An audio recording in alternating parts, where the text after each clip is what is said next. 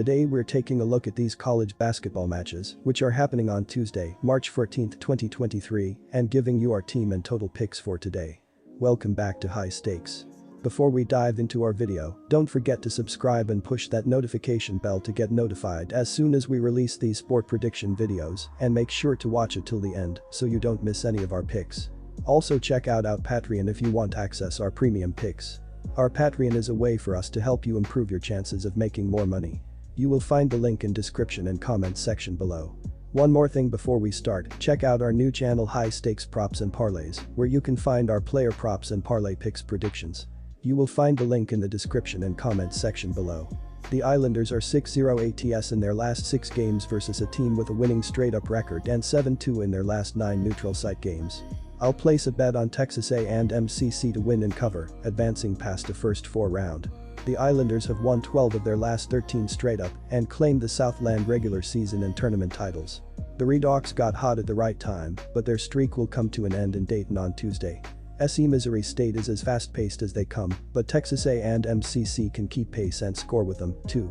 The Islanders are 19th in points per game and boast the 5th highest FT% in the country.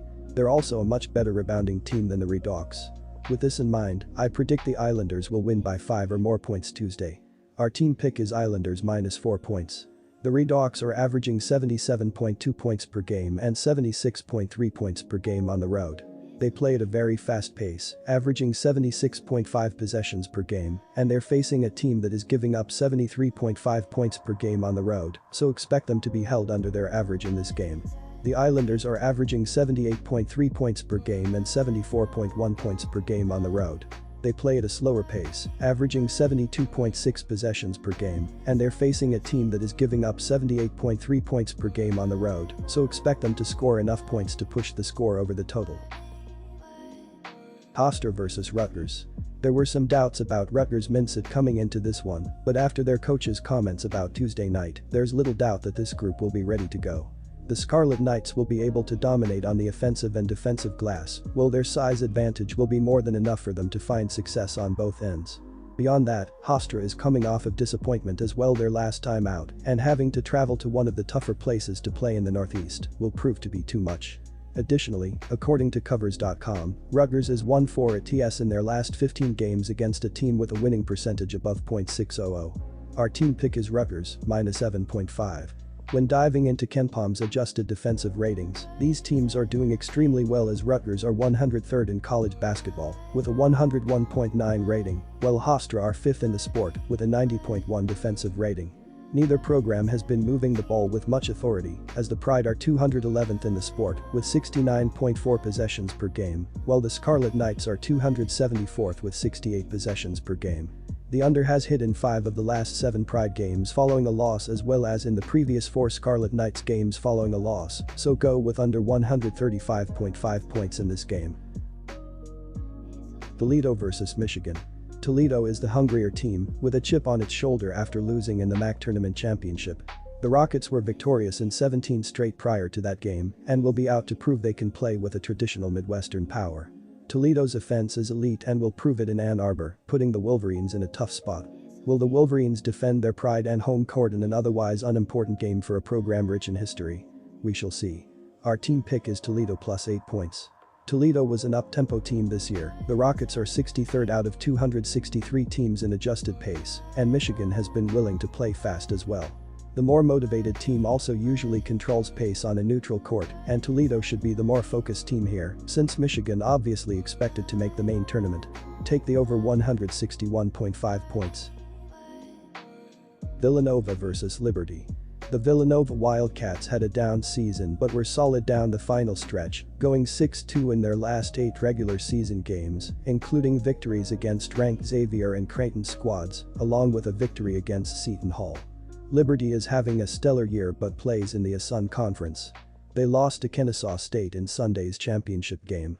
Furthermore, Villanova struggled early in Big East play due to the absence of Justin Moore, who is now healthy and consistently producing. Villanova is strong offensively and is the better offensive squad, averaging 113.8 points per 100 possessions, marking them 38th in the country, while Liberty ranks 50th in adjusted offensive efficiency. Our team pick is Villanova Wildcats plus 1.5 points. The Villanova Wildcats entered the NCAA tournament with a chip on their shoulder. They had a poor season for their standards but have a good chance in the NCAA. The Wildcats looked good late in the season, posting a 6-2 record in their last 8 regular season games. They beat Georgetown in the opening round of the Big East tournament but were marked 4.5-point dogs in a rough 87-74 loss to Creighton in the second round. The Wildcats have covered in one of their last 3 road games.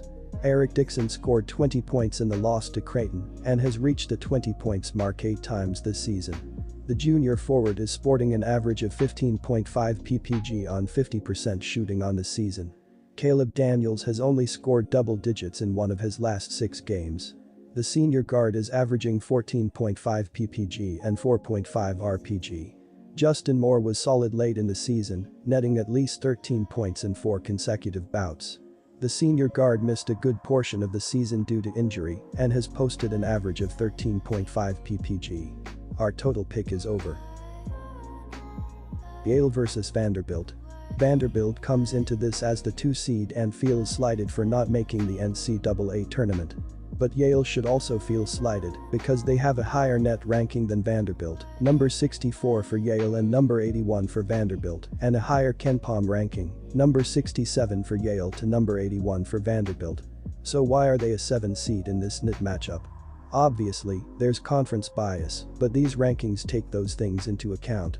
Bottom line is, Yale is 17-9-1 against the spread, and they play the type of slow-paced style, with efficiency on both ends of the court, that will keep this game close.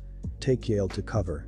Bang led Yale with 18 points and 6 rebounds, while Matt Knowling added 14 points. Knowling is the team's leading scorer this season, averaging 14.1 points and 4.7 rebounds per game. They're not in a great place right now, but they're a resilient group of young men, Yale coach James Jones said after the loss, reported CT Insider. There will be a game on our ledger, and I expect them to go out and play it to their fullest. Yale is currently ranked number 67 in the country in the KenPom rankings. The Commodores were on the bubble, but were no doubt hurt by Penn State, making a run to the Big Ten finals and sneaking into the tournament, while other power conference bubble teams like North Carolina State and West Virginia got in. I think we handled our part of it, Jerry Stackhouse said of his team, reported the Vanderbilt Hustler. We've done all that we could do as far as playing the game, I think, the right way, playing hard, tough. There's no doubt about it in my mind that we play in the best, toughest conference. When they talk about us getting 8 or 9 teams, there's no way you're going to tell me that we're not one of the best 8 teams in this league. Our total pick is over.